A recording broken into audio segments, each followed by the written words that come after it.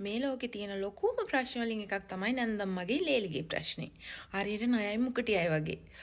නැන්දම්මල වර්ග දෙකක් ඉන්නවා. එක නැන්දම්මෙක් තමන්ගේ ලේලිට දුවෙක්ට වගේ ආදරෙන් සලකනවා. දෙවෙනි නැන්දම්ම හිතාගෙන ඉන්නේ ලේලි කියන්නේ තමන්ගේ පුතාගේ ඔළුව කණ්ඩ ආපු යක්ෂින්නක් කියලා.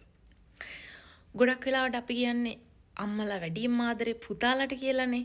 ඉතින් ඔය පුතා දවසක අම්මගේ අකමැත්තෙන් හරි කැමැත්තෙන් හරි ලේලියක් වගේ දැනට ගෙනාපු දවසට මුල් කාලෙදි කුමාරිකාවක් වගේ පේන ලේලිව ටික දවසක් යද්දි නැන්දම්මට යක්ෂණියක් වගේ පේන්න ගන්නවා. ඒ මොකද?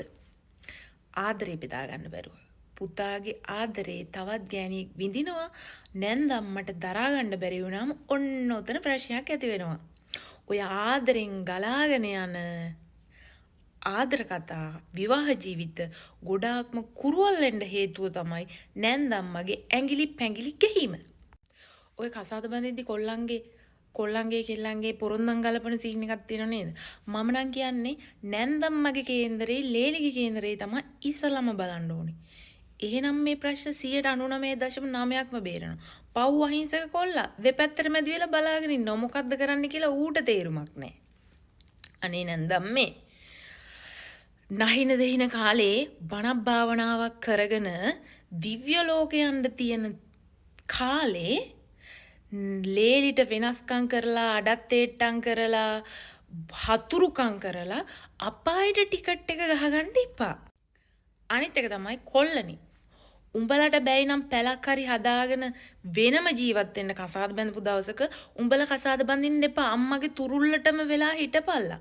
මොකද ඔය කෙල්ල ඉන්නේ උඹලාව විශ්වාස කරලා. ඒ කෙල්ලත් තවත් ගෙදරක ආදරෙන් අම්මා තාත්තා සහෝදරයෝ මැද්දේ හැදිච්ච ගෑනු ළමෙක්. මෙතෙන්ට ඇවිල්ලා වෙනස්කම් තාඩන පීඩන මේ ඉවසගෙන ඉන්න ආදරේ එච්චර උතුම් දෙයක් නෙමෙයි බං. හරිද? ඒක නිසා උඹලා කසාද බඳිනවා නම් පැලක් හරි හදාගෙන වෙනම ජීවත් වෙන්න බලාගෙන බැඳපල්ලා.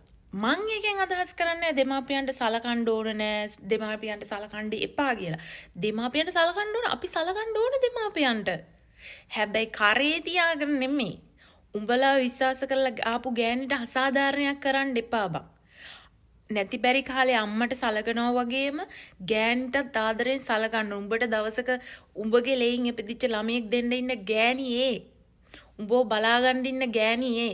ඉතින් ඒකිට කවදාවත් අසාධාරණයක් කරන්න එපා. උඹලා වෙනම ජීවත් වුණා නම් රැවුලයි කඳයි දෙකම බේර ගන්න පුළුවන්. රැවුලයි කඳයි දෙකම බේර ගන්නවා කියන්නේ අම්මලා තාත්තලාවත් සතුටින් තියාගන්න පුළුවන්.